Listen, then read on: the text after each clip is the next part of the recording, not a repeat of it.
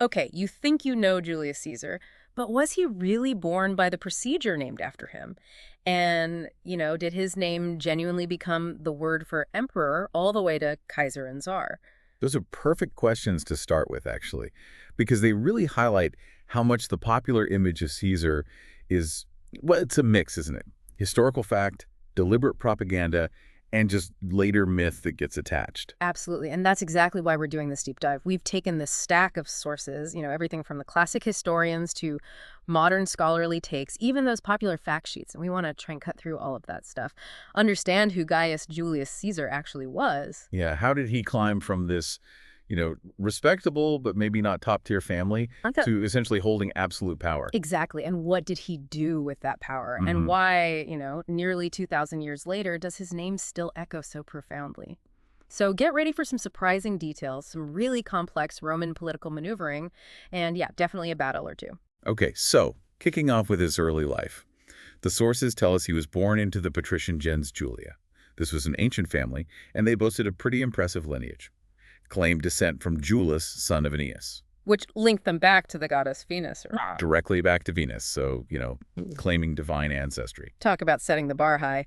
But despite that, they weren't initially the most politically powerful family in Rome, were they? That's right. They were respected aristocrats, sure, but his father's career was only, let's say, moderately successful, not one of the absolute power brokers of the time. In the name thing, Caesar and Caesarian section, let's get that one out of the way early. Ah, yes, that persistent popular fact. Yeah. Um, the sources are pretty clear on this one. The idea that Caesar comes from a word meaning cut, because he was born by Caesarian section, is almost certainly a later invention. Why is that? Well, the critical detail here is his mother, Aurelia. She lived for decades after his birth. And a Caesarean section back then, it was almost always fatal for the mother. Ah, Plus, the ancient accounts, they just don't mention any kind of difficult birth. So, yeah, misconception busted right at the start. huh. Fascinating how those stories just get attached and stick around. Okay, so he's born into this family, but his early years weren't exactly smooth sailing. He grew up during that tumultuous period dominated by Sulla. Precisely. And his family connections made that really tricky. His Aunt Julia was married to Gaius Marius. Sulla's great political enemy. Exactly. So that connection put a target on Caesar, even when he was young. He was even appointed Flamen Dialis. Okay, what was a flamen dialis? He was a high-ranking priest of Jupiter. And this is key because the restrictions on the office were intense. Like he couldn't touch a horse, couldn't leave the city for even a night, couldn't even look at a bound prisoner. Wow. It would have effectively ended any sort of political or military career. Some sources actually see this appointment, which happened when Marius's faction was in charge, as maybe a way to set him up for a politically neutral life, keep him out of the fray. A religious office as a kind of political straitjacket. Wow. And then Sulla took power. Exactly. And when Sulla became dictator, he put immense pressure on Caesar. Caesar was forced to resign the priesthood, but he famously refused Sulla's order to divorce his wife Cornelia. She was the daughter of Cinna, right? Another Marian ally. That's the one. Some sources even suggest he was briefly put on Sulla's prescription lists, the death lists, forcing him into hiding. Hiding from Sulla's death squads. That sounds incredibly dangerous. How did he even survive that? He did. Apparently, his relatives and some powerful Vestal virgins interceded for him. This led to a compromise. He'd give up the priesthood, which he'd already resigned under pressure anyway, but he was allowed to keep Cornelia. Okay. That dramatic quote attributed to Sulla, warning that he saw many Mariuses in Caesar. The sources say that's likely apocryphal, a good story added later. More myth wrapped around the history. Right. So he navigated the Sullan terror. What about his military service after that? Well, he served under provincial governors out in Asia and Cilicia, and it was during the siege of Mytilene that he really got his first taste of military honor. He won the Civic Crown, That was a big deal, wasn't it? a very high award, yeah, for saving a fellow citizen's life in battle. And this experience seems to have really whetted his appetite for public recognition, military glory. That first taste of achievement often drives future ambition, doesn't it? And speaking of adventures, there's the legendary pirate encounter. Ah, yes. Yeah. While he was sailing to Rhodes, apparently, for rhetorical training. Future world conquerors need public speaking lessons too, I It guess. seems so. Anyway, he was captured by pirates. Now, the popular story has him ransomed for this huge sum, then immediately raising a fleet, hunting them down and executing them all. But the reality. Well, he was certainly ransomed. But the sources suggest the more likely scenario is that the pirates were captured later, probably by someone else, and sold into slavery. Not quite the immediate personal vengeance story. Still dramatic, though. Definitely adds to the mystique. So he's got some military experience, a brush with high-stakes danger. How did he transition into formal political office back in Rome? He got co-opted into the Pontifices, the College of Priests. That was a sign he was well regarded within the aristocracy, had good prospects. Then he served as a military tribune, took some popular stances like advocating for restoring the rights of the plebeian tribunes, pardons for exiles. Were those controversial? The sources say not particularly, no. Pretty common, uncontroversial positions at the time. He's just building a solid, if not yet spectacular, career path. Okay. Then he became quaestor in Hispania Ulterior, that's further Spain. Being quaestor meant gaining a lifetime seat in the Senate, a significant step. And before he left for Spain? He gave public eulogies, first for his Aunt Julia, Marius's widow, and shortly after for his wife Cornelia, who sadly died, likely in childbirth. And at Julia's funeral, he displayed images of Marius. Displaying images of Sulla's archenemy, that must have raised some eyebrows among the old Sullan guard. Oh, it did draw objections from some nobles, yeah. But the sources suggest this was actually kind of in line with standard aristocratic practice displaying family monuments. And it probably also reflected a broader political trend towards reconciliation after the Sullan purges, not just a purely factional statement. Interesting. And interestingly, after Cornelia died, he remarried Pompeia, who was actually Sulla's granddaughter. So another move suggesting he was navigating this complex landscape, building bridges, not just sticking to one side. So not just rigidly sticking to one faction. He also seems to have been an early and pretty consistent supporter of Pompey the Great. He absolutely was. He backed Pompey's land grants for his veterans, supported giving him those extraordinary military commands against the pirates and Mithridates. That was a really key political alliance for Caesar as he was building his own career. He continued to court popular favor during his aedileship. What exactly did an aedile do again? The aediles were responsible for public buildings, games, markets, that sort of thing. Caesar used his aedileship in 65 BC to put on famously lavish public games. Hugely expensive, but gained him significant popular support. Smart move. And he also restored the trophies of Marius that Sulla had taken down. Now, later accounts make this sound like some dramatic, secret act, but the sources suggest it was likely a more open restoration of family monuments. And surprisingly, it seems to have had significant Senate support, despite objections from figures like Catullus. So, gaining popularity while also making a subtle nod to the Marian faction. Building on that momentum, he ran for a very important religious office in 63 BC. He did. For Pontifex Maximus, the head of the state religious college.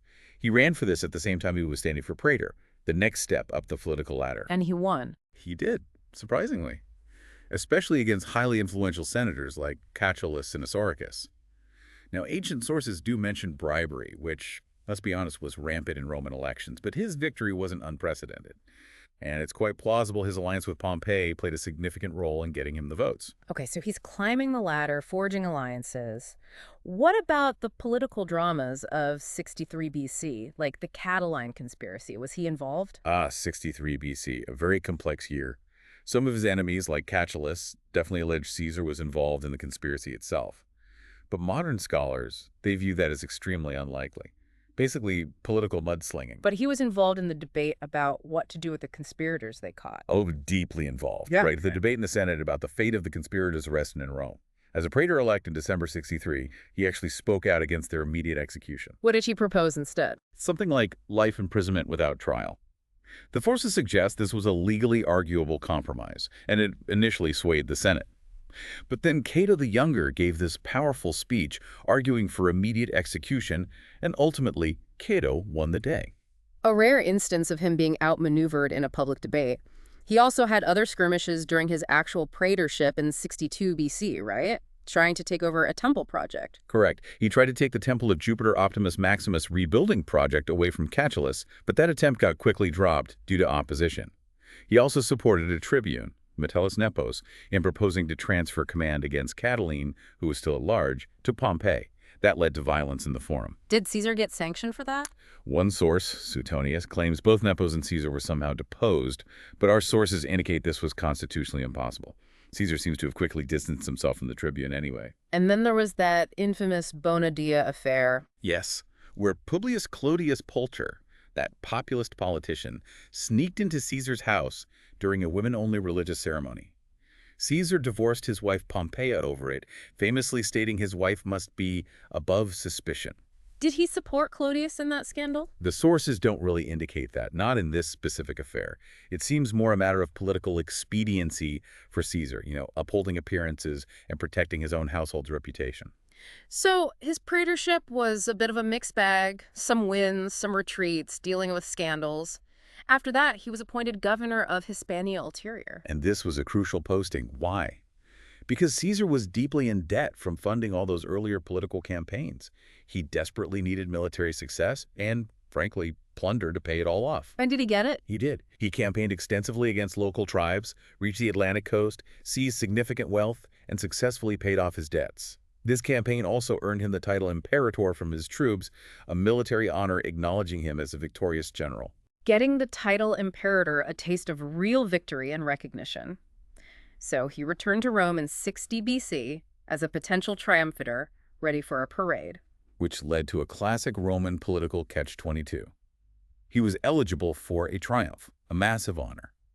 But that required him to remain outside the city boundary, the Pomerium, still technically in his military command. But he also wanted to run for consulship for the next year. Exactly. And to do that, he had to cross the Pomerium into the city to declare his candidacy in person. But doing so meant he had to give up his military command and therefore give up the triumph. And his political opponents were actively trying to force him into that corner, weren't they? Especially Cato the Younger. When Caesar's allies tried to get the Senate to grant him an exemption, let him run in absentia without giving up his command or triumph, which the Senate actually seemed inclined to do, Cato actively filibustered the motion, talking it out. So Caesar had to choose. Faced with that obstruction, he made the strategic decision. Give up the triumph, run for the consulship. Okay, he's made his choice. He's back in Rome, ready to run for the highest office. This brings us to a truly pivotal period. His first consulship and the launch of the Gallic Wars. He won the consulship for 59 BC. He'd run alongside Lucius Lucius, securing the win with support from his wealthy ally Crassus. However, the voters also elected Marcus Calpurnius Bibulus as his consular colleague. Bibulus, a staunch conservative and a long-standing political and personal enemy of Caesar's. The worst possible colleague from Caesar's perspective. So you had one consul determined to push Caesar's agenda, the other determined to obstruct it at every turn. But Caesar had kind of stacked the deck beforehand, hadn't he, with that crucial alliance? He had. Just around the start of his consulship, he formalized what we now call the First Triumvirate. Right. Though the sources point out that's a modern label and a bit misleading. It wasn't a formal constitutional body like the later one. It was really an informal political alliance between Caesar, Crassus, and Pompey. Why did they team up? Well, they came together because they all had things. The traditional Senate elite, the optimates, were blocking. Pompey needed his eastern settlements ratified and land for his veterans. Crassus wanted a financial break for his clients, the tax farmers. And all three, well, they wanted to secure their own political power and patronage through mutual support. It was an alliance of convenience and shared goals against the traditional power structure. And Caesar used his consulship to push their agenda through forcefully. Oh, he did. One of his first moves was quite radical for the time. He started publishing the minutes of the Senate and the popular assemblies. Why? Well, it was presented as transparency, accountability. Yeah. But it was also a clever way to put public pressure on the Senate by letting everyone know exactly who was saying and doing what, who was obstructing things. Transparency is a political tool. Clever. What about the land reform? He proposed his agrarian reform bill. It was carefully designed to avoid obvious opposition proposed buying land from willing sellers to distribute to Pompey's veterans and the urban poor, financed by Pompey's war plunder. He first presented it to the Senate, hoping they'd pass it. But they didn't. No, the obstruction from Bibulus and others was relentless, and the sources say it was based purely on blocking Caesar's rise, not really on the merits of the bill itself. So Caesar bypassed the Senate and took it directly to the People's Assembly. And Bibulus? Bibulus declared he would issue a permanent veto, basically trying to cancel all public business for the rest of the year by claiming bad omens. The sources call this unprecedented and a violation of the people's authority to legislate. What happened at the assembly? It led to a riot. Bibulus's veces, those bundles of rods symbolizing his consular authority, were actually broken. But the bill passed by popular vote. Bibulus then tried to get the Senate to nullify the law, claiming it was passed by violence and against the auspices, but the Senate refused to back him. Caesar was showing he just wouldn't be stopped. He wasn't. He quickly passed the bill for Crassus's tax farmers and got Pompey's eastern settlements ratified with very little Senate debate. He even extended the land bill to include valuable state lands in Campania. What did Bibulus do then? It's said that Bibulus, facing such overwhelming opposition and popular anger, basically retreated to his house for the rest of his consulship. He boycotted public life, only issuing edicts from home, trying to invalidate Caesar's actions on religious grounds. Retreating to his house for the whole year, that's quite a protest. This is a significant political statement, yeah.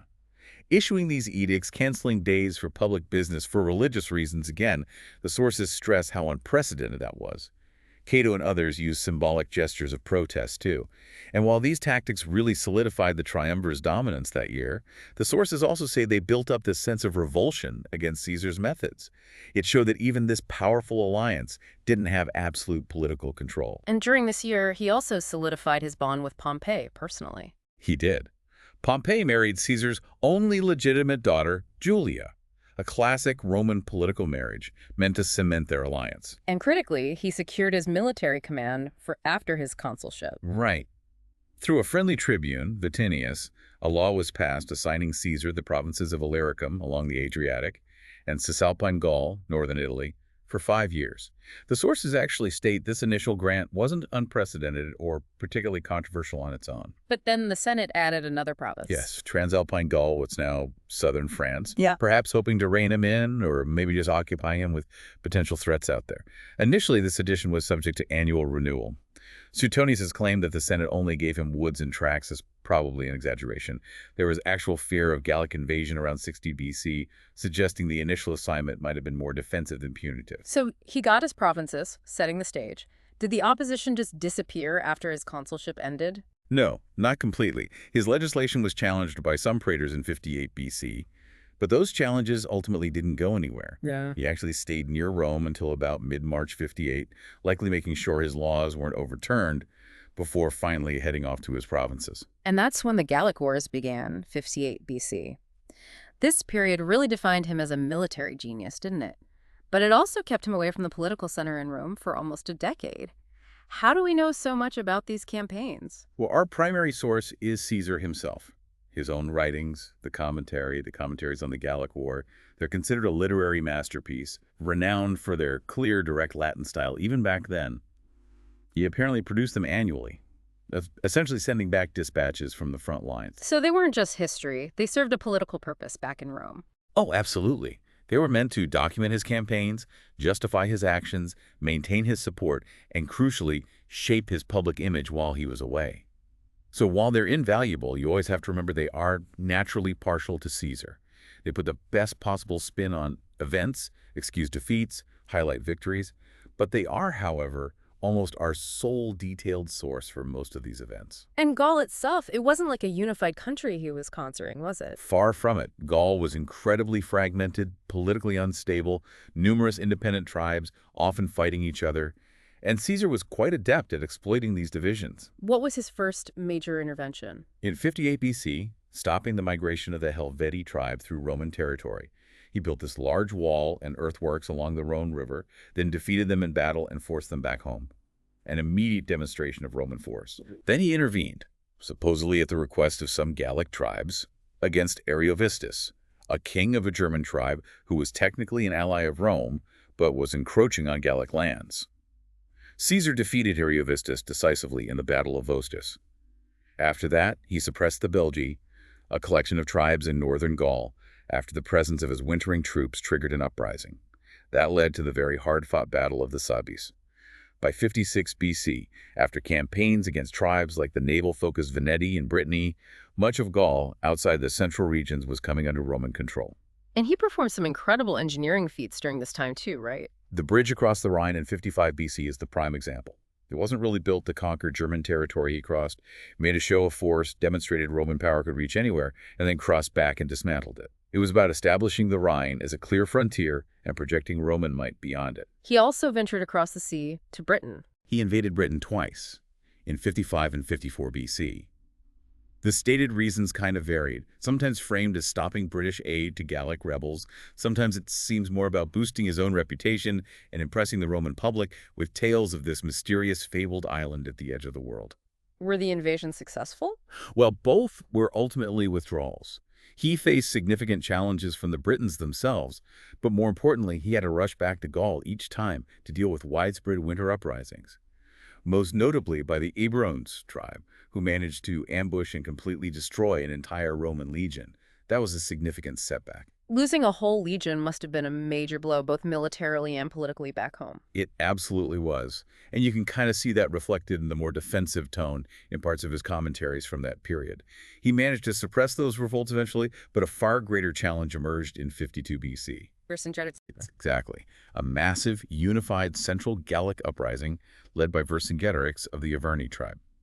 Caesar actually suffered a notable defeat against him in Gergovia, Vercingetorix's stronghold. But Caesar then pursued Vercingetorix to Alesia and began a siege. And this is the famous siege where Caesar found himself besieged by a massive Gallic relief army while he was besieging Vercingetorix inside Alesia. Double siege. An incredibly complex and dangerous situation. But Caesar's forces built these amazing rings of fortifications, one facing inward towards Alesia, trapping Vercingetorix, and another facing outward against the expected relief army. How did it end? In a stunning feat of military command and engineering, Caesar's army managed to defeat the massive Gallic relief force in battle and ultimately starved out the defenders inside Alesia. Vercingetorix was forced to surrender. This was the decisive victory that effectively ended large-scale Gallic resistance, though mopping up operations continued for a while. Alesia really was the capstone of his military career in Gaul. But while he was away for those 8 years, Roman politics certainly didn't stop. Far from it. It was a period of shifting alliances and growing instability back in Rome. In the early years, the so-called triumvir Caesar, Pompey, Crassus, tried to work with popular figures like that tribune Publius Clodius Pulcher. The guy who caused the Bonadea scandal. The very same. But Clodius proved to be his own man, not just a simple tool of the alliance. He pushed through radical legislation, managed to get Cicero exiled. Caesar's sometimes opponent, sometimes ally Cicero. Right. And eventually, Clodius turned against Pompey and even started attacking the validity of the laws Caesar had passed during his consulship. So the alliance had to adapt. They did. Caesar and Pompey eventually worked together to support magistrates who could engineer Cicero's return from exile, but on the condition that Cicero wouldn't have struck the alliance going forward. With Cicero back and generally supportive, Caesar's reports from Gaul claiming total pacification held his standing. The Senate, actually at Cicero's own motion, voted Caesar an unprecedented 15 days of public thanksgiving for his initial victories. Unprecedented Thanksgiving. What was the significance of that? Why 15 days? It was crucial for Caesar politically. With senatorial opponents constantly looking for ways to curb his power or recall him, preventing the Senate from simply reassigning his province of Transalpine Gaul, which, remember, was technically subject to annual review, was paramount. The Thanksgiving acknowledged his achievements, made it harder to recall him, and helped cement his claim to the command. The Senate even voted state funds for some of his legions, which he'd largely been paying for privately up to that point. But the alliance itself between Caesar, Pompey, and Crassus wasn't always smooth sailing, was it? No. By 57 BC, there were definitely cracks showing. A Pompey ally challenged Caesar's land bill in the Senate. The allies of the triumvirs had poor results in elections. There was a growing threat to Caesar's command and the validity of his consular laws. So they needed to formally renew their pact, shore things up. Exactly. In 56 BC, they met at Lucca, in Caesar's province. Caesar needed their political support in Rome to secure his position and get his command extended. Pompey and Crassus, for their part, wanted new military commands. What was the deal they struck? The plan was for Pompey and Crassus to hold a second consulship together in 55 BC. After that, they'd get major long-term governorships. Pompey in Spain, Crassus in Syria, where he hoped for military glory against Parthia.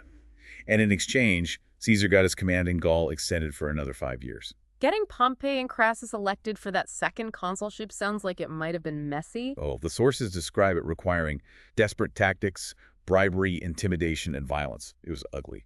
And this heavy-handedness actually backfired in some ways. Opposition to the triumvirs unified against their methods, even if they agreed on some policies, and their allies suffered defeats in subsequent elections. Meanwhile, back in Gaul, Caesar was dealing with that serious setback, the destruction of a whole legion by the Eburones. Yes, that happened in the winter of 55-54 BC. That incident caused significant concern back in Rome, and as we noted, you can see how it influenced the narrative in his commentaries, making them sound a bit more defensive around that time. And around the same time, he suffered a major personal loss with the death of his daughter Julia, who was Pompey's wife. Yes, Julia died in childbirth around late 54 BC. It's really interesting to note, though, that the sources don't indicate this immediately caused a rift between Caesar and Pompey. The political alliance seemed to continue without apparent strain for a couple more years, despite the loss of that personal link. The alliance truly lost one of its main pillars, though, in 53 BC. With the death of Crassus, his campaign in Syria, which he got from the Lucca Conference, ended in a catastrophic military disaster against the Parthians at the Battle of Carrhae. Crassus himself was killed. So now it's just Caesar and Pompey. Exactly. Just those two dominant figures left in the state. And the tension between them, without Crassus as a sort of counterweight or buffer, would only increase from that point on. By 52 BC, Rome was in such chaos, partly due to street fighting between gangs loyal to Clodius and his rival Milo, that Pompey was appointed sole consul to restore order. Yes, a highly unusual move, concentrating power in one man. And while Pompey was consolidating his position in Rome, Caesar was busy suppressing those last major insurgencies in Gaul, culminating in that huge victory at Alesia. Did that success help Caesar politically? Immensely. It bolstered his standing enormously. With Pompey's support, actually, he received an extended 20 days of Thanksgiving for Alesia and, critically, the right to stand for the consulship in absentia. That gained via the law of the 10 tribunes. That right to run for consul without giving up his army and command, that seems like the fuse leading directly to the Civil War, doesn't it? It was certainly a major point of contention, yes. And it brings us directly to the breakdown of trust between Caesar and Pompey, really setting the stage for conflict between 52 and 49 BC. So how did the relationship between these two former allies, former father-in-law and son-in-law, completely disintegrate? Fundamentally, trust just evaporated. The conservative faction in the Senate, the Optimates, led by figures like Cato, saw their opportunity. With Crassus gone, they actively worked to peel Pompey away from Caesar.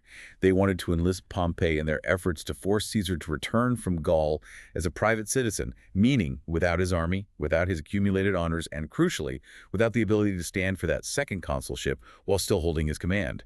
They took a really hard, uncompromising line against extending Caesar's command any further. Fears of actual civil war must have been running incredibly high by then. Oh, they were pervasive. By 50 BC, both sides were openly building up military forces, Caesar in southern Gaul and northern Italy, Pompey raising troops in Italy itself. Many prominent Romans, like Cicero, desperately tried to negotiate some kind of disarmament on both sides to avoid the seemingly inevitable clash. Was there any chance of compromise? There was a moment. In the Senate, on December 1st, 50 BC, there was a vote that overwhelmingly supported, calling on both men, Caesar and Pompey, to lay down their arms. The vote was something like 370 to 22, huge majority for peace. But one of the consuls, a hardliner against Caesar, dissolved the meeting before a formal resolution could be passed. So close. Agonizingly close. Then, a false rumor spread that Caesar was already marching on Rome. This panicked the consuls, who then took the extraordinary step of instructing Pompey to defend the Republic, essentially giving him the authority to raise arms against Caesar as a last resort. So the formal break came in early 49 BC. Yes. Caesar had made several compromise offers, like he'd disarm if Pompey did, or he'd give up all but 2 legions in Illyricum if he could just keep Cisalpine Gaul and that right to run for consul in absentia. But these offers were rejected by the hardliners in the Senate, pushed by Cato and his allies. And the tribunes who supported Caesar. On January 7th, 49 BC, after 2 tribunes loyal to Caesar, Mark Antony was one of them, vetoed a move against him, they were physically threatened and driven out of Rome. They fled to Caesar's camp near Ravenna. The Senate then issued the Senatus Consultum Ultimum, the final decree, essentially declaring Caesar an enemy of the state and giving magistrates emergency powers to defend the Republic. And Caesar used the expulsion of those tribunes as his justification for starting the war. That was his stated public reason, yes. He argued that Pompey and his allies, by driving out the tribunes, were using force to suppress the fundamental Roman rights, the rights of the people to elect their officials, the rights of tribunes to exercise their veto, and the right of a successful general to be honored. He framed the war as a defense of Roman liberty and the dignitas, the standing, the honor, of both himself and the tribunes against an oppressive Senate faction.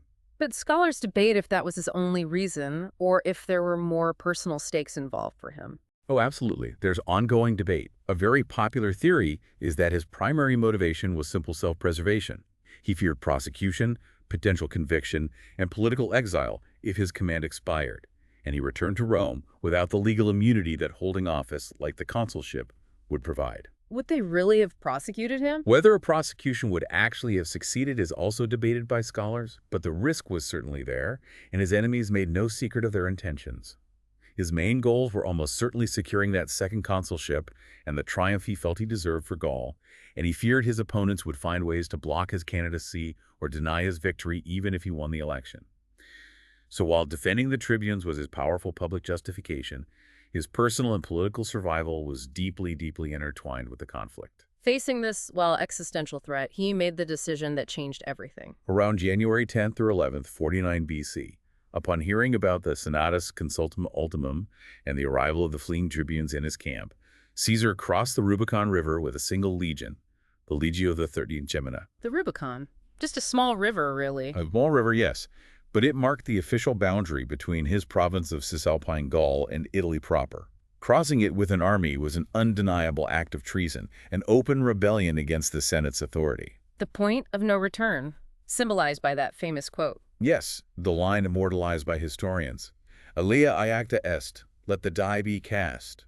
Or perhaps just, the die is cast. Plutarch and Suetonius attribute it to him, saying it was actually a quote from the Greek playwright Menander that he uttered in Greek. What was the reaction in Rome?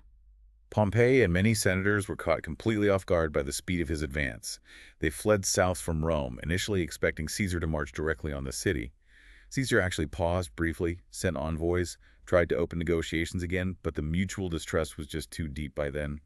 They failed. He then advanced south through Italy, meeting little resistance. But Pompey managed to escape Italy itself. He did. He managed to withdraw his forces, along with a large number of senators, to Brundisium in southeastern Italy. And from there, he successfully evacuated his army across the Adriatic Sea to Greece, essentially abandoning Italy to Caesar for the time being. Caesar spent a short time in Rome after that initial sweep south. About 2 weeks, yes. And during this time, he took some controversial actions. He desperately needed funds for the war effort. So he forcefully seized the state treasury, which was kept in the Temple of Saturn. He did this even over the veto of a tribune who tried to block him. Wait, using force against a tribune? Exactly. An action which, unfortunately for his narrative, directly contradicted his stated justification for starting the war, which was protecting the inviolability of the tribunes. It shows the pressures he was under. He then left Marcus Aemilius Lepidus in charge of Rome and Italy and turned his attention to Pompey's strongholds outside Italy. Focusing on Spain first, right? Not Greece immediately. Yes, which was strategically smart. Pompey had large, veteran armies in Spain under the command of his legates. Caesar campaigned there, notably defeating Pompey's legates at Ilarda in northeastern Spain and forcing their surrender. Meanwhile, his own legates were less successful trying to secure Africa. He then returned to Rome in the autumn of 49 BC. And got himself appointed dictator. Yes, Lepidus, who was praetor that year, appointed Caesar dictator, but specifically just to hold the consular elections for the following year, 48 BC. Caesar held the elections, got himself elected consul alongside Publius Servilius Asoricus, and then resigned the dictatorship after just 11 days. So he used the dictatorship purely to get himself elected consul legally, then gave it up. Clever. Next, he finally had to face Pompey himself in Greece. Right. He left Italy in early 48 BC, crossing the Adriatic with his army, a risky move in winter, to confront Pompey's much larger forces in Greece. He initially besieged Pompey's main camp at Dyrrhachium on the coast. How did that go? Badly for Caesar, actually. It was a difficult siege. Pompey had naval superiority and could resupply easily. Caesar ultimately suffered a significant defeat there and was forced to break off the siege and retreat inland. He then pursued Pompey southeast into Thessaly, Leading to the decisive battle at Pharsalus. on August 9th, 48 BC. This was the big one. Despite being significantly outnumbered, Caesar's highly experienced veteran legions won a crushing victory against Pompey's army. This was the major turning point of the Civil War. What happened to Pompey after the defeat? Pompey fled the battlefield. He eventually made his way to Egypt, seeking refuge with the young king Ptolemy III, whose father Pompey had previously helped. And the other Republican leaders. Many scattered. Cato the Younger fled to the Roman province of Africa, determined to continue the fight. Others, including prominent figures like Cicero and, significantly, Marcus Junius Brutus, decided the cause was lost, and chose to seek Caesar's pardon, which, in line with his policy of clemency, he generally granted. And Pompey's flight to Egypt drew Caesar into a whole new conflict, the Alexandrian War. Exactly. Pompey arrived in Egypt hoping for sanctuary, but the advisors to the young king Ptolemy III decided Pompey was too dangerous a guest. They had him murdered as he stepped ashore in October 48 BC. Did Caesar know? No. Caesar arrived just 3 days later, pursuing Pompey. He was presented with Pompey's severed head and signet ring, and sources say he was horrified and wept. He then got stuck in Alexandria by the prevailing winds and became embroiled in the ongoing civil war there between Ptolemy III and his older sister, Cleopatra VII. And this is where the famous affair with Cleopatra began. Yes. While he was mediating or perhaps imposing his will on the Egyptian royal succession dispute. Meanwhile, back in Rome, after the news of the decisive victory at Pharsalus arrived, the Senate appointed Caesar dictator again, this time for a full year, in absentia while he was still stuck in Egypt. So, appointed dictator for a year while he was halfway across the Mediterranean sorting out Egyptian politics. Pretty much. In Alexandria, he and his relatively small force ended up being besieged in the royal palace by forces loyal to Ptolemy and his other sister, Arsinoe. It was a dangerous situation until Roman reinforcements arrived by sea. Caesar ultimately defeated Ptolemy's army at the Battle of the Nile in March 47 BC. Ptolemy himself drowned fleeing the battle. Caesar then installed Cleopatra as the ruler of Egypt, though technically as a Roman client queen, alongside a younger brother. And they celebrated his victory together, famously. They did, reportedly with a lavish triumphal procession or cruise up the Nile. He stayed in Egypt with Cleopatra until around June or July of 47 BC. It was during this time, or shortly after he left, that Cleopatra gave birth to a son, Ptolemy Caesar, nicknamed Caesarion. She claimed he was Caesar's son, though Caesar himself never publicly acknowledged him as such. From Egypt, he had to move quickly to deal with trouble in Asia Minor. Right. While he was tied up in Egypt, he learned that Pharnaces, the king of Bosporus, modern Crimea, had taken the opportunity to try and reclaim his father, Mithridates' old kingdom of Pontus in northern Anatolia, and had actually defeated Caesar's local legates. So Caesar had to respond. He moved swiftly north. He engaged Pharnaces near the town of Zela and defeated him almost immediately, utterly decisively. The source of that incredibly famous, concise battle report. Veni vidi vici, I came, I saw, I conquered. It was apparently the message he sent back to Rome. Deliberately concise, incredibly dramatic, it highlighted his own speed and efficiency, perhaps implicitly contrasting it with Pompey's earlier, much longer campaigns against Pharnaces' father, Mithridates, in the same region. After Zela, he had to leave quickly for Italy, as things were unstable there too. What was happening in Italy? His second-in-command, Mark Antony, was left in charge as master of horse and seems to have been unpopular. What exactly is a master of horse? The Magister Equitum was essentially the dictator's chief deputy, his second-in-command. Antony was left in charge of Italy while Caesar was away, and his rule was indeed unpopular, partly due to his, let's say, flamboyant lifestyle, but also his heavy-handed methods. He violently suppressed agitation for debt relief in Italy, which further damaged his standing and created problems for Caesar to deal with upon his return. Meanwhile, the Republican forces, the ones who hadn't surrendered, were gathering strength elsewhere. Yes. Cato was in the province of Africa, having gathered significant forces there. He'd allied with Metellus Scipio, Pompey's father-in-law from his last marriage, and King Juba of Numidia, a neighboring kingdom hostile to Caesar. Pompey's old fleet, now commanded by his son Sextus Pompey, was still active and raiding islands in the Mediterranean.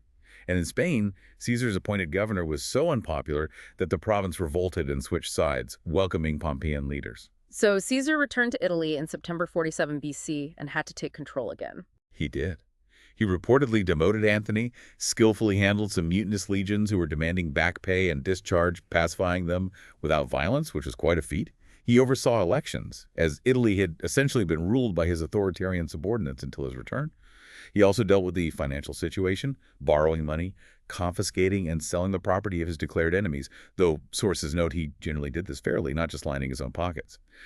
Then, on Christmas Day, 47 BC, he set sail for Africa to confront the main remaining Republican forces there. The African campaign, how did that go initially? It was a difficult start. He actually suffered a defeat, or at least a serious setback, against his former top legate, Titus Labienus, who had defected to Pompey before the war began at the Battle of Raspina in January 46 BC. This seems to have made Caesar adopt a more cautious approach. So he didn't just charge in? No. He spent months maneuvering, building up his forces, inducing desertions among the enemy, particularly Juba's Numidian cavalry. Eventually, he managed to corner the main Republican army under Scipio at Thapsus. His own troops, apparently eager for battle after the long campaign, attacked prematurely, maybe against his orders. But Caesar's forces won a decisive, crushing victory on April 6, 46 BC, and after the battle, there was apparently a massacre of the surrendered Republican forces, perhaps fueled by the legionaries' frustration. And Cato. He wasn't at Thapsus, was he? No, Cato was commanding the Republican base at Utica, a port city nearby. After the defeat at Thapsus, Caesar marched on Utica. Rather than face capture and potentially receive Caesar's pardon, which he saw as the ultimate form of humiliation, accepting life from a tyrant, Cato famously committed suicide. His principal death became a powerful symbol of Republican resistance against Caesar's perceived tyranny for generations afterwards. Many other anti-Caesarian leaders also chose suicide around this time rather than fall into Caesar's hands. So Africa was secure, but the war still wasn't entirely finished. Not quite.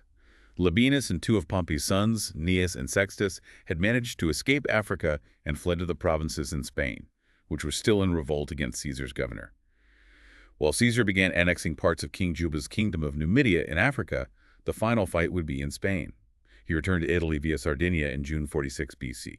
And then he celebrated his victories with enormous, unprecedented triumphs in Rome. 4 of them. In September 46 BC, he celebrated 4 separate triumphs back-to-back, technically over foreign enemies to avoid the taboo of triumphing over Romans. They were for Gaul, Egypt, symbolized by Cleopatra's sister Arsinoe, Pharnaces of Pontus, and King Juba of Numidia. Who did he parade in these triumphs? Vercingetorix, the captured Gallic leader, was paraded and later executed, as was traditional. Cleopatra's rebellious sister Arsinoe was also paraded, but spared execution. Juba's young son was also part of the procession. But Appian, an ancient historian, adds a really telling detail. Caesar also apparently paraded pictures and models depicting his victories over fellow Romans in the Civil War, like Pharsalus and the Siege of Massilia.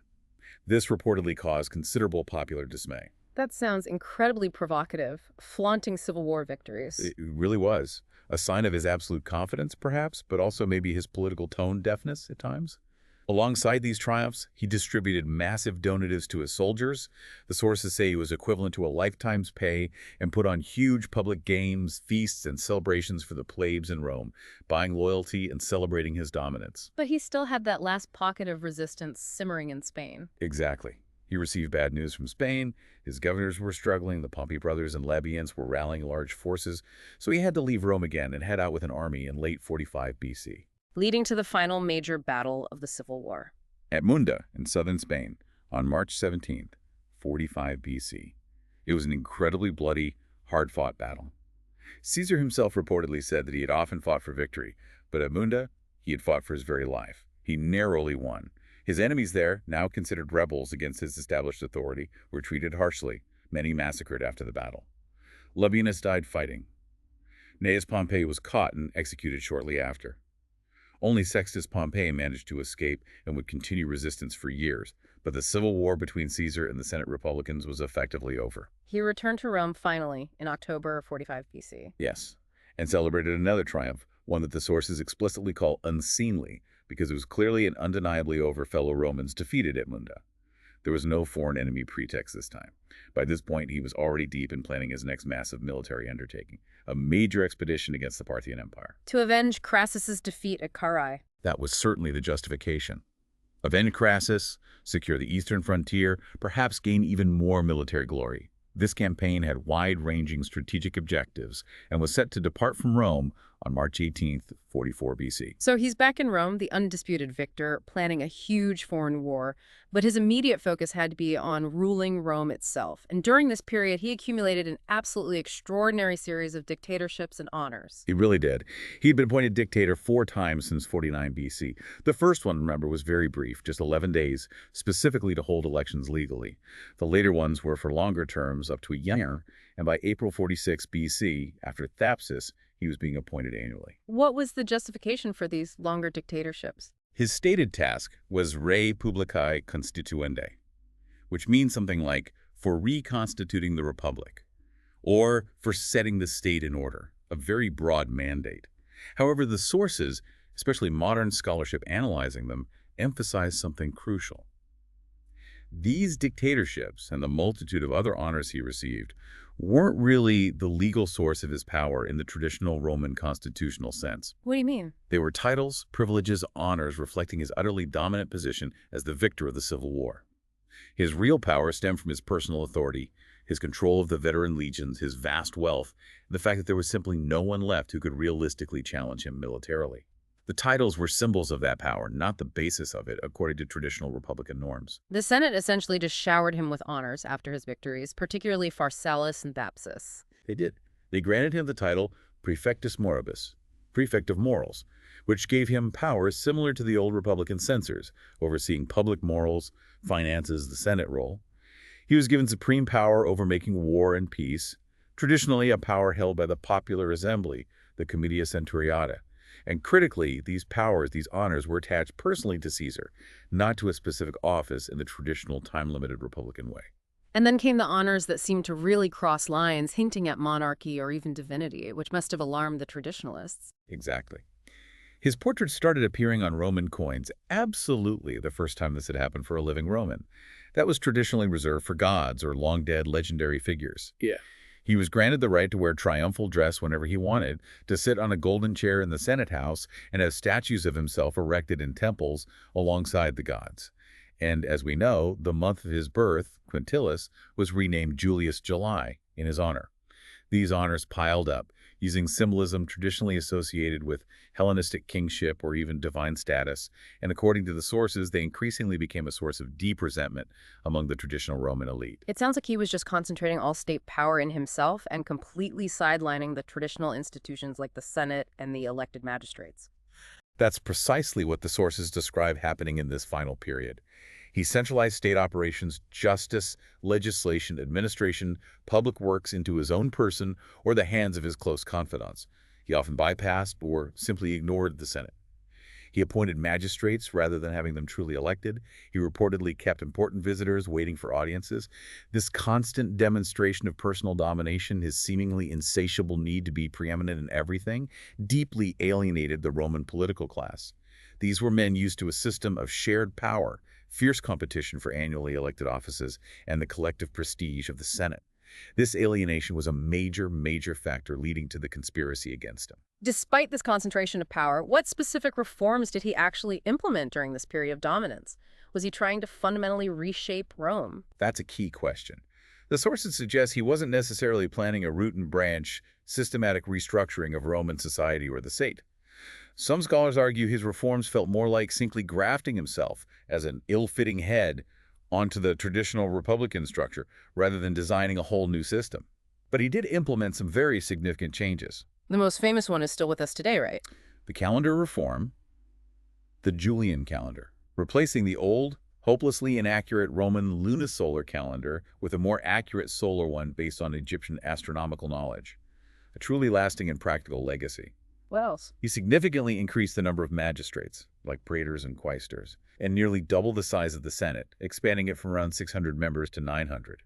This was partly necessary to administer the growing empire, but it was also undeniably a way to reward his vast numbers of supporters and veterans with prestigious positions, packing the Senate with loyalists. Creating places for his followers, essentially. Yes.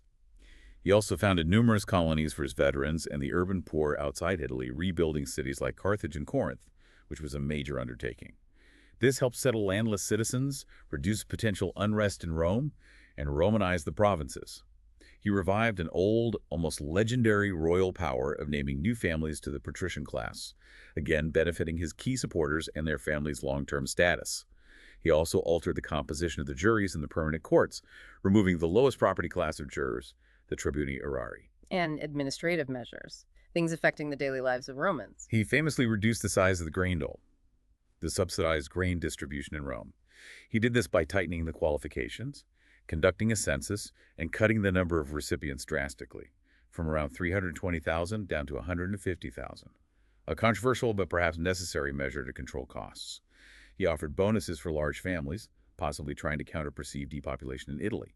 And he extended Roman citizenship to certain areas, like all of Cisalpine Gaul, making it effectively part of Italy, and the important city of Cadiz in Spain. How did he handle the economic fallout from years of civil war? Debts must have been a huge issue. They were. He implemented measures like a debt repayment program. Didn't just cancel debts, which would have angered creditors, but allowed debtors to pay off their debts by handing over property valued at pre-war prices, offering some relief. He also remitted rents up to a certain amount for a year in Rome. And, as mentioned, he used lavish public games as occasions to distribute food and cash to the populace. He also famously continued his policy of clemency, pardoning many of his former enemies who had fought against him. He did, pardoning prominent figures like Cicero, Brutus, and Cassius after Pharsalus or Thapsus. This policy of clementia was heavily promoted in his own propaganda coins, literature, even having a temple to Caesar's clemency planned. He aimed to cultivate gratitude, present himself as magnanimous, and offer a stark contrast to the bloody proscriptions of Sulla decades earlier, though some cynics saw it as just another tool of control. And massive building projects were ongoing in Rome. Yes, he invested heavily in public works. Continuing projects he'd started earlier, like his own Forum of Caesar, right next to the old Roman Forum, and the magnificent Temple of Venus Genitrix, Venus the Mother, his claimed ancestor, within it. He also planned even more ambitious projects, like expanding the port at Ostia, Rome's vital harbor, and, incredibly, digging a canal through the Isthmus of Corinth in Greece to facilitate sea trade. Huge undertakings. Despite all these reforms, construction, and clemency, it seems the alienation of the traditional elite just continued to grow. It absolutely did. His heavy-handedness, his habit of simply ignoring the Senate when it suited him, making magistrates feel like mere functionaries, even apparently slighting important senators by not standing up to greet them. These things were deeply resented. He also abolished the collegia. These were sort of civic associations, clubs, or guilds, some with political leanings that Clodius had restored years earlier. Caesar perhaps viewed them as potential sources of opposition or unrest and shut them down again.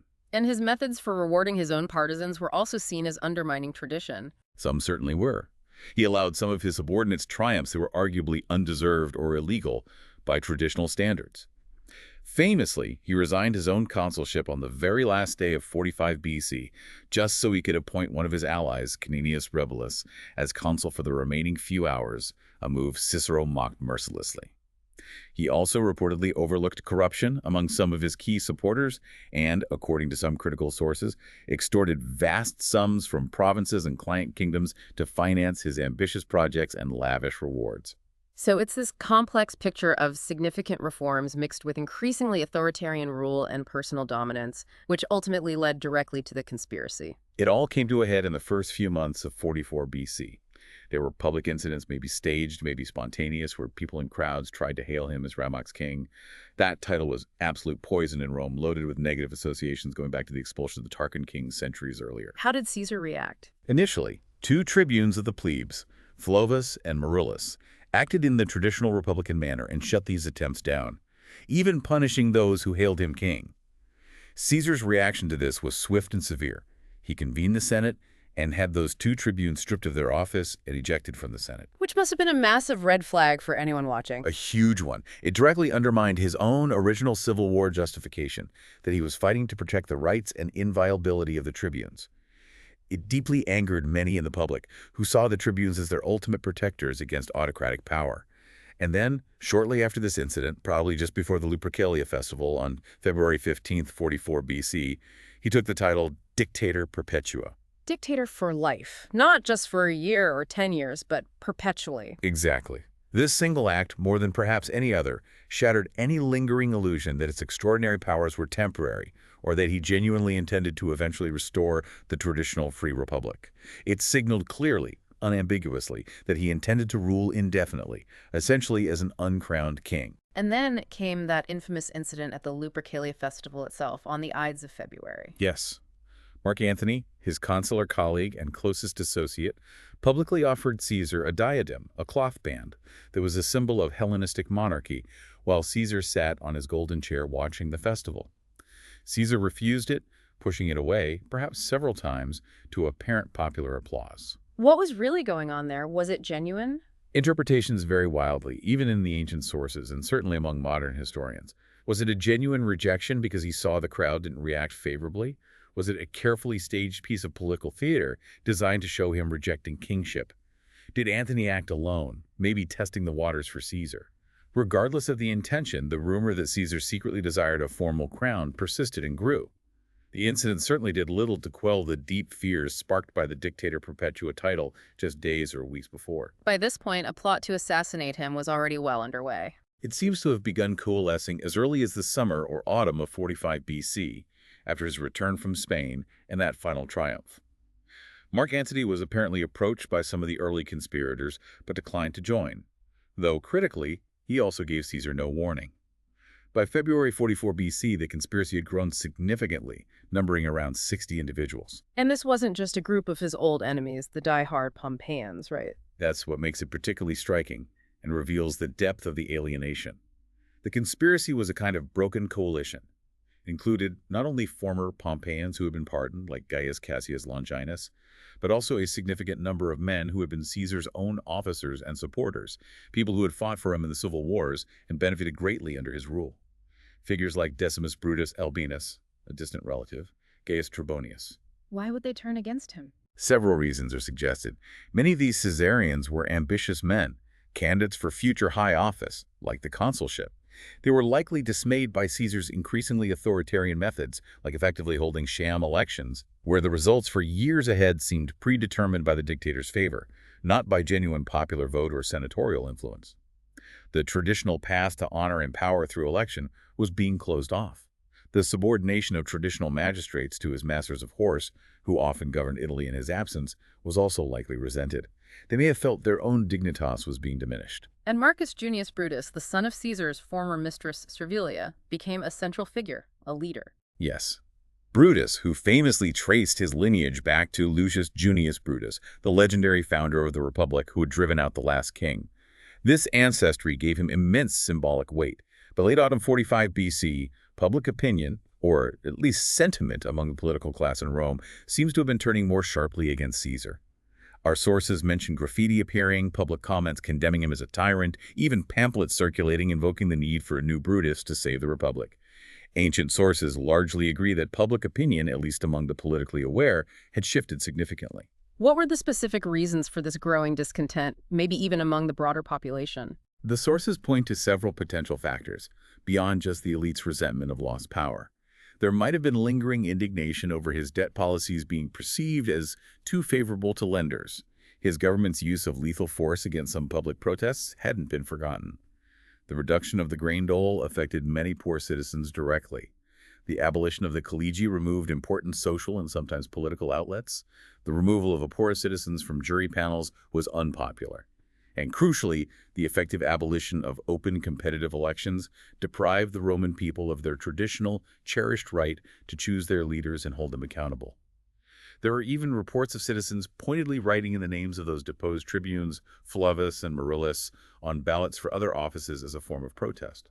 So it wasn't purely just elite resentment about lost privileges, and the idea of tyrannicide killing a tyrant for the good of the state was that a strong, accepted tradition in Rome. It's actually debated by scholars how strong or widely accepted that specific idea was, especially preventative tyrannicide, killing someone because you feared they would become a tyrant, rather than after they'd already committed terrible acts.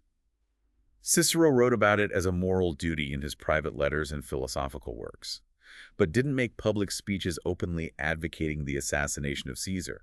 There's relatively little evidence to suggest the general public widely accepted the philosophical logic of killing a ruler to prevent tyranny. However, the philosophy of the Platonic Old Academy, which emphasized a moral duty to liberate the state from tyranny, seems to have strongly influenced key figures like Brutus. And Caesar himself, despite the clear signs of danger, the rumors, the atmosphere, he refused to take precautions. Famously so. He had apparently dismissed his Spanish bodyguard earlier. He reportedly waved away warnings from friends, ignored ill omens reported by diviners, and generally displayed a sort of fatalistic disregard for his own safety in these final months. And the date was set. The Ides of March. March 15th, 44 BC. His planned departure date for that huge Parthian war was just 3 days later, March 18th. This deadline absolutely forced the conspirators' hand. The Senate meeting scheduled for the 15th, to be held in a hall attached to the Theater of Pompey, ironically built by his former rival, was likely the last opportunity to strike before Caesar left Rome for what could be years. Why choose a Senate meeting?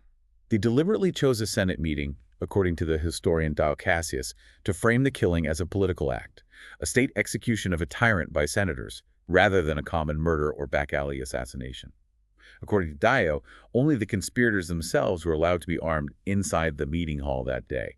The Ides of March also held some symbolic resonance, as it was historically the day Roman consuls traditionally took office in the earlier Republic. So the scene is set, the Senate meeting at the Theater of Pompey. Yes. As Caesar arrived and took his seat on his golden chair, reportedly near a large statue of Pompey the Great himself, the group of conspirators approached him, pretending to present a petition. Tullius Cimber gave the signal by pulling Caesar's toga. Then they attacked him with daggers, which they had concealed in their scroll cases. How many times was he stabbed? Suetonius reports he was stabbed 23 times. The exact details of his final moments vary in the ancient sources. Did he struggle initially, then fall in silence, covering his head with his toga, as Suetonius says? Or did he utter a final reproachful phrase, perhaps the famous Greek line, "Kais tekton, you too, child," supposedly directed at Marcus Brutus, as later accounts popularized by Shakespeare suggest? Well, we can't know for sure. Regardless, he died there on the floor of the Senate House, at the foot of Pompey's statue. The assassination obviously sent massive shockwaves through Rome. What happened in the immediate aftermath? Chaos and confusion. The assassins, led by Brutus and Cassius, went out to the Forum, proclaiming liberty restored, but they were met with a stunned, fearful, and largely cold reception from the populace. They failed to rally significant support or secure control of the city. They ended up retreating and fortifying themselves on the Capitoline Hill. Where were Caesar's key allies? Lepidus, Antony. Marcus Aemilius Lepidus, who was Caesar's master of horse and also governor of nearby Transalpine Gaul with troops at hand, quickly moved his soldiers towards the city center, securing a key position. Mark Antony, the other consul, had actually been deliberately delayed outside the Senate meeting by one of the conspirators, Trebonius, and thus narrowly avoided being assassinated alongside Caesar. He managed to escape and survive the initial confusion. Antony quickly became a central figure in managing the crisis, didn't he? He absolutely did. He skillfully navigated the immediate aftermath. He convened the Senate a couple of days later and urged a compromise. It was a cleverly, if perhaps illogically, framed argument, as our sources note. He basically said, if we declare Caesar a tyrant, then all his acts and appointments become null and void, which would cause chaos, and his body should be dishonored, maybe thrown into the Tiber. But if he wasn't a tyrant, then logically, his killers committed murder and should be punished. Trying to force them to choose while aiming for a middle ground. Exactly. The Senate, terrified of renewed civil war, desperately tried to find that middle ground. They passed a resolution that essentially tried to have it both ways. Caesar was not declared a tyrant, so his acts, including land grants, appointments, etc., would remain valid.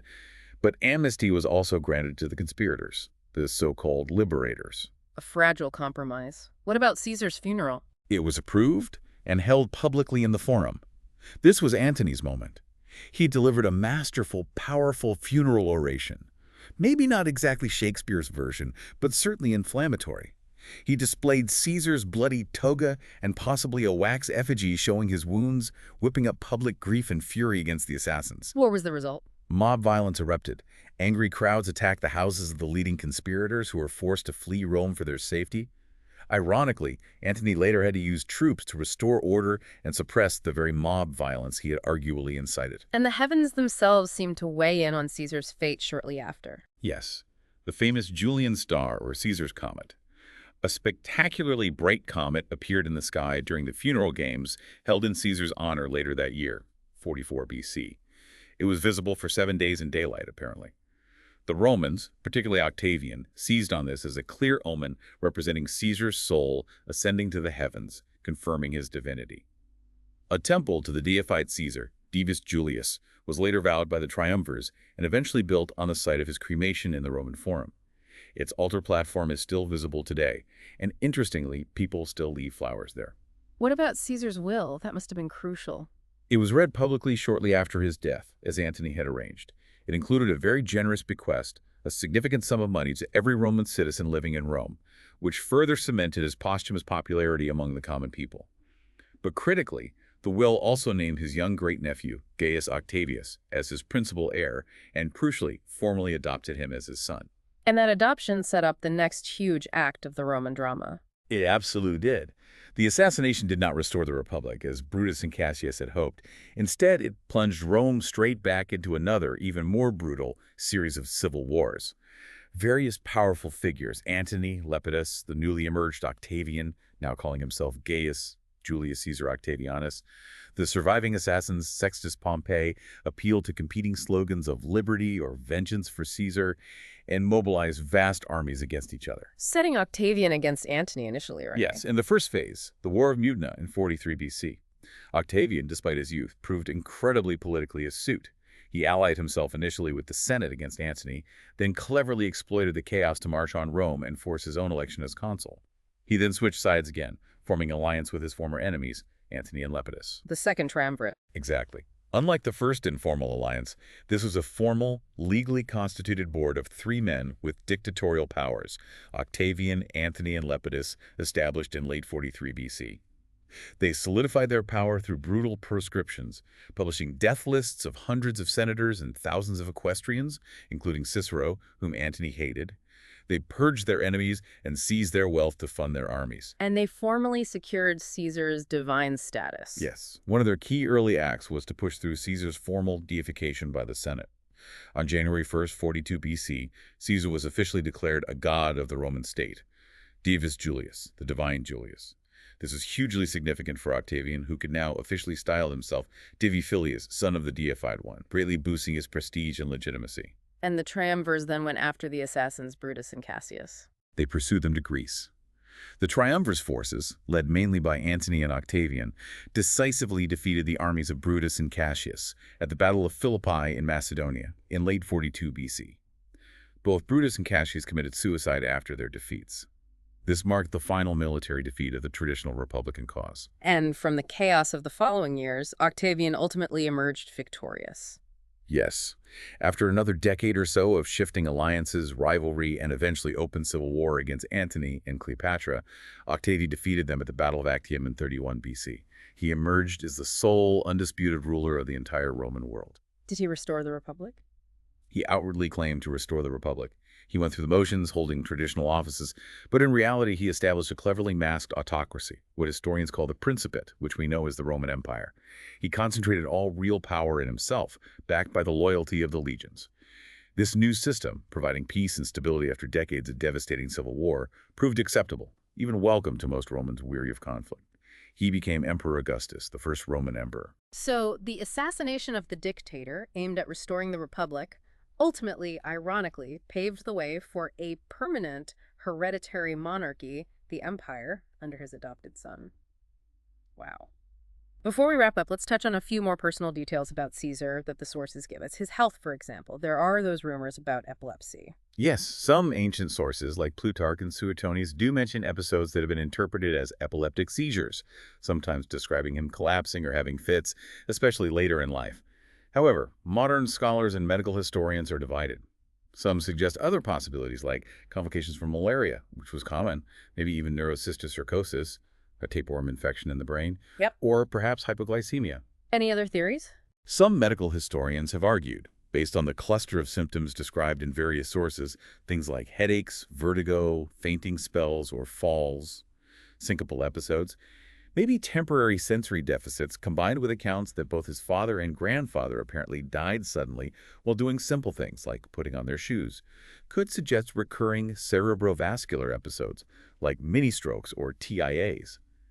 This could point to a possible genetic predisposition for cardiovascular disease in the family, but it's all speculative, based on interpreting ancient descriptions. And that famous line from Shakespeare about his hearing, "Come on my right hand, for this ear is deaf." It's a great line from the play Julius Caesar. However, it's really interesting that no classical source, not Plutarch, not Suetonius, nobody actually mentions Caesar having any hearing problems. Shakespeare might have been using a passage from Plutarch metaphorically, perhaps about Caesar turning away from bad advice, or maybe just invented it for dramatic effect. There's no historical evidence for deafness. What did he physically look like, according to the sources we have? Suetonius gives us the most detailed description. He says Caesar was tall, had a fair complexion, well-formed limbs, a rather full face, and keen black eyes. Suetonius also mentions he was quite sensitive about his balding later in life and apparently used a comb-over technique. He was reportedly particularly pleased when the Senate granted him the honor of wearing a laurel wreath at all times, because it helped conceal his receding hairline. Vanity, even in the great conqueror. And that iconic name, how is it actually pronounced? Gaius Julius Caesar, In classical Latin, the pronunciation would have been something closer to Gaulius Caesar, that hard C or K sound, and the A diphthong like I. Not Caesar. No, that's the later ecclesiastical Latin or English pronunciation. The Caesar sound is reflected in the contemporary Greek spelling, Kaio, Kaisar. And it's that Kaiser pronunciation that directly led to titles like Kaiser in German and Tsar or Tsar in Slavic languages. Just think about that his family name became the word for emperor. It's incredible. Someone, somewhere, held a title derived directly from Caesar's name for approximately 2,000 years, right up until the last nominal Tsar of Bulgaria abdicated in 1946. The word Caesar itself is one of the earliest and most widespread Latin loanwords found in Germanic languages. Quite a linguistic legacy. Absolutely. What about his family life, his children? Well, he had one legitimate daughter, Julia, with his first wife, Cornelia, but she sadly died relatively young in childbirth while married to Pompey. With Cleopatra, he had Caesarion, who, as we said, was never formally acknowledged by Caesar during his lifetime and was later hunted down and killed by Octavian after the conquest of Egypt. So his most important child in terms of historical legacy was undoubtedly his adoptive heir, Octavian, who became Augustus. There were also those persistent rumors about Marcus Junius Brutus, the assassin, actually being Caesar's biological son. Yes, because Brutus's mother, Servilia, was famously one of Caesar's long-term mistresses. He was known to have had affairs with several prominent women, including Servilia, Cleopatra of course, and also Eunoe, the wife of the king of Mauritania. However, most historians today are very skeptical about Brutus actually being Caesar's biological son. Why? Mainly based on the chronology. Caesar was only about 15 or 16 years old when Brutus was born. While not impossible, it makes the timeline awkward and less likely than the affair starting later. It's probably more rumor-fueled by the later dramatic irony. And just like in politics today, it seems his personal life and alleged affairs, especially early on, were weaponized against him by his enemies. Oh, absolutely. Roman political invective was incredibly personal and often relied on sexual slander. Roman society viewed the passive role in a homosexual relationship extremely negatively, so accusing a rival of that was a standard political attack. His enemies, including prominent figures like Cicero and his consular colleague Bibulus, spread allegations of an affair with King Nicomedes V of Bithynia early in his career, mockingly calling him the Queen of Bithynia or Nicomedes' Strumpet. Did Caesar respond? He apparently denied these particular rumors vehemently, even under oath later in life. Sources generally treat it as typical political slander from his youth. The poet Catullus also wrote some very suggestive, insulting verses, implying Caesar had an affair with his chief engineer, Mamurra, though Catullus apparently later apologized, and Caesar invited him to dinner. Even Mark Antony, much later after Caesar's death, tried to smear Octavian by claiming he had earned his adoption through sexual favors, granted to Caesar, a charge Suetonius explicitly dismisses as blatant political slander between rivals. So, character assassination using sexual rumor is certainly nothing new in politics. What about his writing? We know the commentaries on the Gallic and Civil Wars, but did he write anything else? He was actually highly regarded as a Latin orator and prose author in his own time, even by his political opponent Cicero, who praised his style. Unfortunately, only his war commentaries survive relatively intact.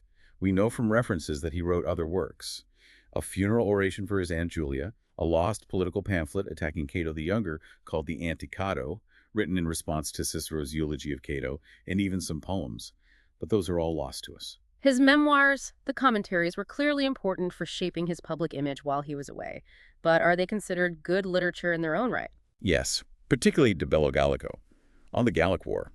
It's still studied today as a model of clear, concise, objective-seeming Latin prose, that famous third-person, seemingly detached style.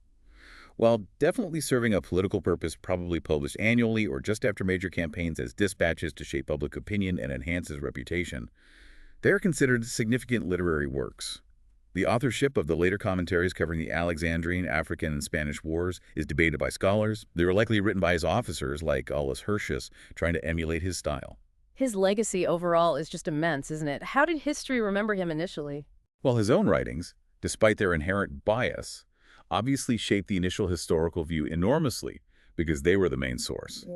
Then, his adopted son Augustus meticulously crafted a cult of personality around the deified Julius Caesar, portraying himself as the legitimate heir carrying on his father's work. This Augustan perspective heavily influenced later Roman historiography for centuries.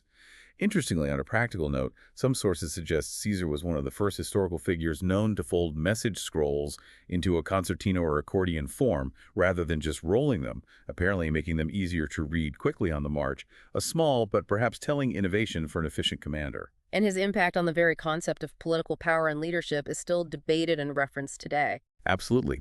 He's often seen as the quintessential historical example of Caesarism, that term used to describe the rule of a charismatic strongman, often relying on a cult of personality, direct appeal to the masses, military backing, and a willingness to override traditional institutions or constitutions.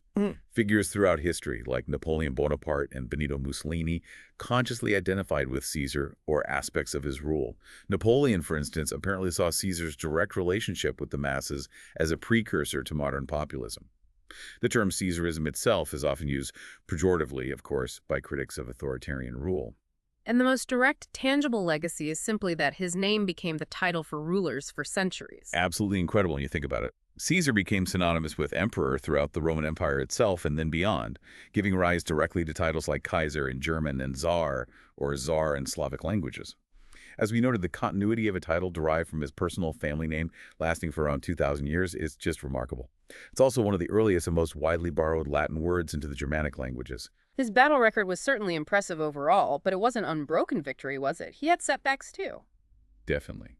He won major decisive victories at places like Bibracte against the Helvetii, Vosges against Ariovistus, Sabis against the Belgi, the naval battle against the Veneti, the climactic siege of Alesia, the civil war battles of Pharsalus, Zela, Thapsus, and Munda. Hugely impressive list. But it's equally important to remember his defeats, or serious setbacks, like at Gergovia against Vercingetorix, the costly repulse at Dyrrhachium against Pompey, and that initial sharp defeat at Raspina in Africa against Labienus. He wasn't infallible militarily. So pulling all of this together from the sources we've looked at, what's the big picture of Julius Caesar that emerges? Well, he was clearly this incredibly ambitious, talented, and complex figure who navigated the turbulent, decaying late Republic using a combination of military genius, shrewd political alliances like that informal but crucial one with Pompey and Crassus, and a real willingness to use bold, even unprecedented actions, particularly during his first consulship, to achieve his goals. His conquest of Gaul brought him immense wealth, unparalleled military fame, and critically, the unwavering loyalty of large, hardened veteran legions.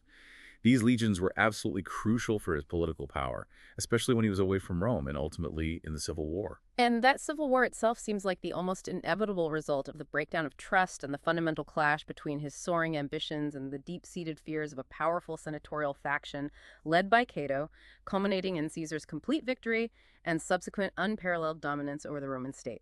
It's exactly. His final period as dictator saw significant, lasting reforms like the Julian calendar, but also this increasingly heavy-handed concentration of power in his own person, coupled with symbolic honors and gestures that deeply alienated the traditional political class. Those senators and nobles valued the old ways, collective rule, annual elections, and established institutions. His assassination, while clearly rooted in those fears of monarchy and this profound elite alienation, paradoxically did not restore the republic they claimed to be saving. Instead, by removing the one figure holding the decaying system together, however autocratically, it cleared the path for his adopted son, Octavian, to eventually establish the more stable, centralized, and openly autocratic Roman Empire that would last for centuries. It really is an epic story about the rise of one individual who fundamentally reshaped a world through sheer ambition, military force, and political will. And thinking about all these sources, a key point that really stands out is that Caesar's ultimate dominant position. It wasn't really secured by traditional Roman laws or magistracies in the end, was it? It seems to have rested primarily on his personal status as the unchallenged military victor. That seems right. His power became personal, not institutional in the old sense. And his assassination, therefore, was triggered by those fears of monarchy, yes, but also by that deep alienation of the political class who cherished the traditions of elections and institutions that he seemed to be dismantling. His actions arguably destroyed the old republic beyond repair. And, that leaves us with a really powerful, maybe provocative question to think about, building on what the sources tell us. His relentless quest for personal power undoubtedly brought down the republic, didn't it? Ushering in decades of civil war and turmoil. But paradoxically, Did his actions inadvertently lay the necessary, maybe unavoidable foundation for the more stable, centralized Roman Empire that followed under Augustus? Could the empire have happened without him first breaking the Republic? Exactly. What does Caesar's story teach us about that timeless tension between the power, charisma, and ambition of a single exceptional individual versus the enduring strength or maybe the fragility of political institutions and traditions? It's definitely something worth mulling over as you go about your day.